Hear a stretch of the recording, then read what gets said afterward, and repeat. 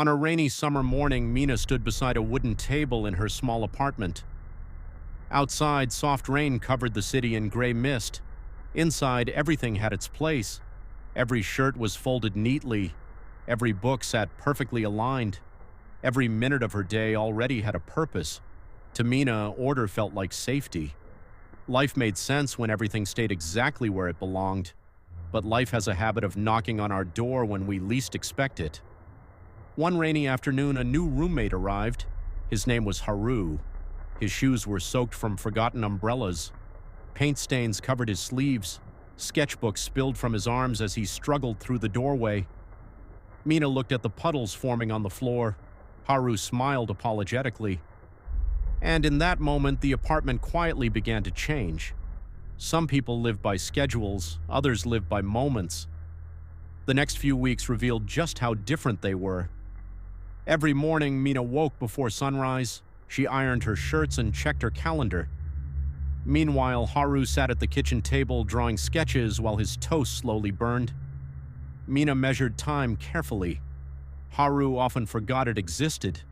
The same apartment held two completely different worlds. At first, their differences felt frustrating. One evening, heavy rain swept across the city. When Mina returned home, she found the windows wide open. Curtains were soaked. Books were damp. Rainwater stretched across the wooden floor.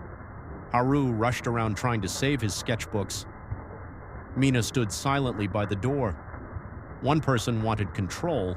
The other trusted life too easily, and neither understood the other. But not every lesson arrives through arguments. Sometimes it arrives through ordinary moments. That night, they hung wet clothes together beneath warm yellow lights. Rain tapped gently against the windows. No one spoke. No one tried to win. They simply shared the work. And somehow the apartment felt calmer than it had all week, like two different melodies slowly learning how to become one song. Weeks passed. Then one Sunday morning, something unusual happened. Mina left her watch at home. For the first time in years, she walked without checking the time. Together, they wandered through quiet neighborhood streets beneath a shared umbrella. Rainwater shimmered on the pavement. Flowers leaned beneath tiny droplets. The city moved slowly, and so did they. Sometimes the most beautiful moments are the ones we never planned. As they spent more time together, Mina began noticing things she once ignored. The steam rising from a bowl of soup, rain collecting on balcony plants, the peaceful glow of sunset after a storm. Haru moved through life as though ordinary moments deserved attention, and slowly Mina discovered they did. The world had always been beautiful. She had simply been moving too fast to see it. But change wasn't happening only to Mina. Haru was changing too. He started arriving on time more often.